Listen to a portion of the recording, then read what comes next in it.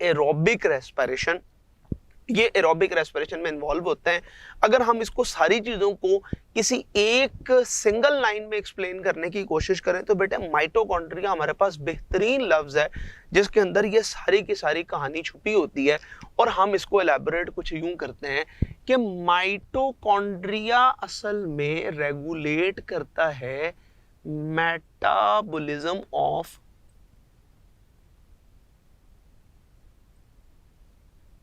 Fatty acids. अच्छा, कैसे? हम ये जानते हैं कि आपके पास यहां पर नए फैटी एसिड्स बनते भी हैं और मेरे बेटे नए और पुराने फैटी एसिड टूट भी रहे होते हैं, ठीक है। और यहां पर कौन सा प्रोसेस होता है जिसके जरिए फैटी एसिड की ब्रेकडाउन होती है? बेटे ये जो एसिटाइल कोए का फॉर्मेशन होती है ये बीटा ऑक्सीडेशन के रिजल्ट में प्रोड्यूस होता है। यानी यहां पर आपके पास जो फैटी एसिड्स मौजूद हैं, अगर ये कोई लॉन्ग चेन फैटी एसिड की पाई जाती है तो आप यहां पर दो दो करके फैटी एसिड को तोड़ते हो और इस प्रोसेस को हम लोग नाम देते हैं बीटा ऑक्सीडेशन का, राइट।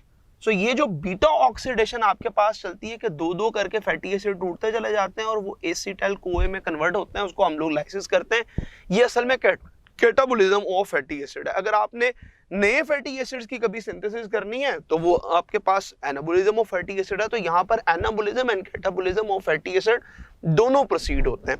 मोर ओवर बेटे हम लोग ये देखते हैं कि आपके पास यहां पर inter conversion of amino acids होती है।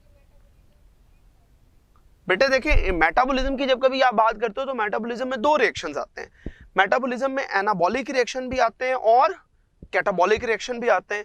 जब कभी आप कैटाबॉलिक रिएक्शन की बात करोगे तो आप ये कहोगे कि भाई वो फैटी एसिड जो माइटोकॉन्ड्रिया के अंदर मौजूद हैं जो कि लॉन्ग चेन हो सकते हैं, 14 कार्बन के माइरिस्टिक एसिड हो सकते हैं, 16 कार्बन के पैल्मिटिक एसिड हो सकते हैं, 18 कार्बन के स्टेरिक एसिड हो सकते हैं, एरेकिडोनिक एसिड हो सकते हैं, ओलिक एसिड हो सकते हैं, वगैरह वगैरह जो आपके पास एसिड्स मौजूद होते हैं 14, 16, 18, 20 कार्बन के।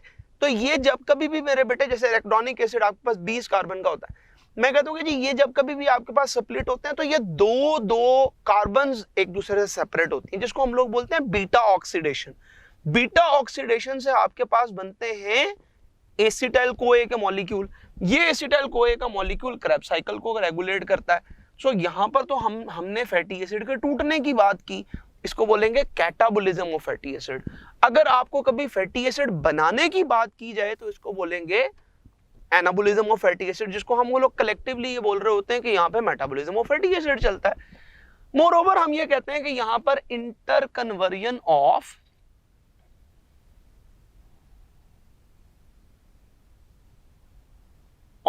अमाइनो एसिड हुआ करती है। अब सवाल ये पैदा हो जाता है कि भाई यहां पर inter conversion of amino acid कैसे होती है?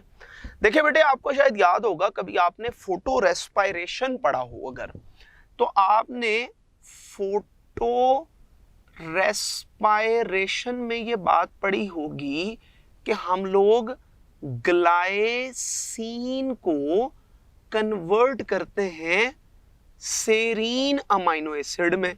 तो ये वो एक्सक्लूसिव रिएक्शन है जिसमें एक अमाइनो एसिड दूसरे अमाइनो एसिड में चेंज हो जाता है। So inter conversion of amino acid mitochondria के अंदर प्रोसीड होती है। हम लोग ये बात पढ़ते हैं कि माइटोकॉन्ड्रिया मेरे बेटे आपके पास वो जोन है जहां पर अपने राइबोसोम्स मौजूद हैं, अपना डीएनए मौजूद है। इस वजह से यहां पर ट्रांसक्रिप्शन भी होती है और मेरे बेटे ट्रांसलेशन भी होती है। तो ये दोनों एक्टिविटीज आपके पास क्योंकि यहाँ पे प्रोसीड होती हैं, इस वजह से हम क्यों कहते हैं कि ट्रांसक्रिप्शन ट्रांसलेशन दोनों हुआ करती हैं। इसी तरीके से अगर आप बात करना शुरू करो तो मेरे बेटे हम ये कहते हैं कि यहाँ पर आपके पास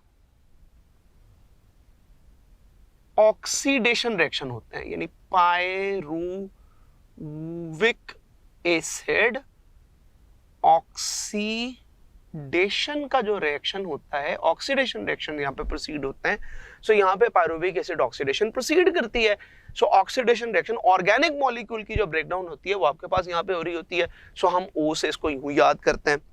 बिल्कुल इसी तरीके से जब कभी हम लोग कीमियो ऑस्मोसिस पे मूव करते हैं तो मेरे बेटे हम ये कहते हैं कि कीमियो ऑस्मोसिस असल में क्या रिएक्शन है। अब इसको बात को समझने की कोशिश कीजिएगा कि कीमियोस्मोसिस की बात करें तो कीमियो ऑस्मोसिस क्या चीज होती है। लेट सपोज अगर मैं आपसे यूं कहूं कि बेटे आपके पास ये कोई एक डैम है जो यहां से वाटर को फ्लो करता है और यहां पर पानी बह जाता है। हमने वाटर को यहां पर स्टोर कर रखा है।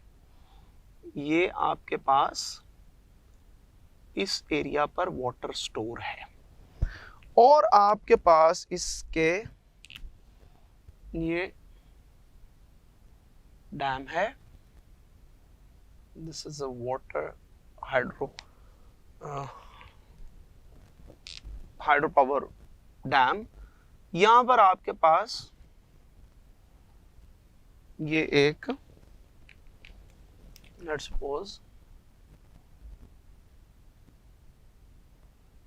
डैम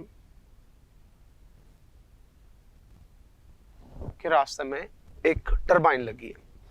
जब कभी बेटे आप यहां से पानी फेंकोगे तो पानी अपने हायर पोटेंशियल से मूव करेगा लोअर पोटेंशियल पर। जब कभी ये अपने लोअर पोटेंशियल पे मूव करेगा तो लोअर पोटेंशियल पे मूव करने की वजह से ये इसको मूव कराना शुरू करेगा, ठीक है।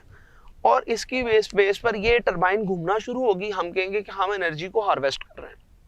प्लीज इस पॉइंट को टेकअप कीजिएगा।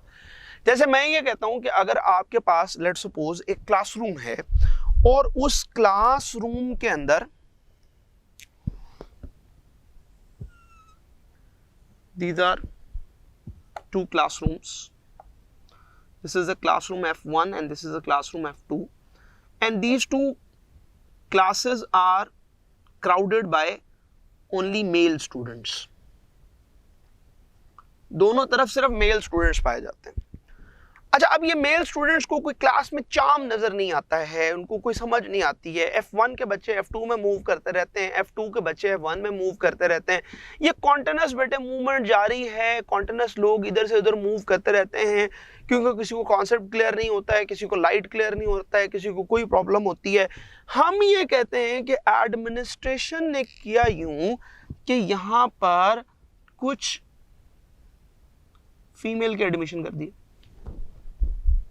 अब now these all boys are attracted towards these females. ये सारे के सारे इसकी तरफ अट्रैक्ट हो गए। अब देखें, जब इनकी तरफ अट्रैक्ट हो गए तो now they are not interested to go back to F1, but these boys are still free, they want to still move towards F2।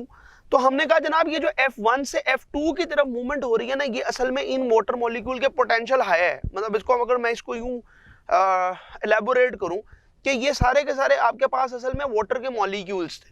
ये सारे के सारे वाटर मॉलिक्यूल्स थे। मैंने यूं किया कि वाटर मॉलिक्यूल फ्री थे, इनका मैक्सिमम पोटेंशियल था। वी नो दैट कि जीरो सोल्यूट कॉन्सेंट्रेशन के अंदर आपके पास जीरो पोटेंशियल होता है, विच इज मैक्सिमम पोटेंशियल। जैसे ही हम उसके अंदर बेटे सोल्यूट ऐड करते हैं तो सोल्यूट क्या करता है, वाटर को अपनी जानिब अट्रैक्ट कर लेता है, जिसकी वजह से वाटर का अब वो वाला पोटेंशियल नहीं रहता। वाटर हमेशा जब कभी फ्री होता है, सोल्यूट के इन्फ्लुएंस से पाक होता है, तो वाटर मूव करता है अपने हायर पोटेंशियल से लोअर पोटेंशियल की तरफ। तो यहां से वाटर मूव कर रहा है अपने हाई से लो पोटेंशियल पर। This is named as osmosis. Osmosis is always defined as is the movement of water molecule from higher potential to the lower potential, from low solute concentration to high solute concentration. And we can say that it is the movement of water molecule from hypotonic environment to hypertonic environment. ये वाली जो movement बेटे आपके पास यहाँ पर होती है, इसको हम ऑस्मोसिस कहते हैं कि चीजें अपने हाई से लो पोटेंशियल पे मूव करें। आप इस बात पे गौर करें कि हमने ये बात की कि यहाँ पर हाइड्रोजन आयन इकट्ठे होते हैं, ये हाइड्रोजन आयन अपने हाई से लो पोटेंशियल में मूव करते हैं। ये वाटर की मूवमेंट नहीं है, ये केमिकल्स की मूवमेंट है। तो केमिकल जब अपनी हाई से लो पोटेंशियल पे मूव करेंगे, हम इसको सिंपल ऑस्मोसिस नहीं कह रहे होते, हम इसको कीमियो ऑस्मोसिस कहते हैं। So chemiosmosis is basically the movement of hydrogen ion from their higher potential to lower potential across the inner mitochondrial membrane, which is also named as cristae.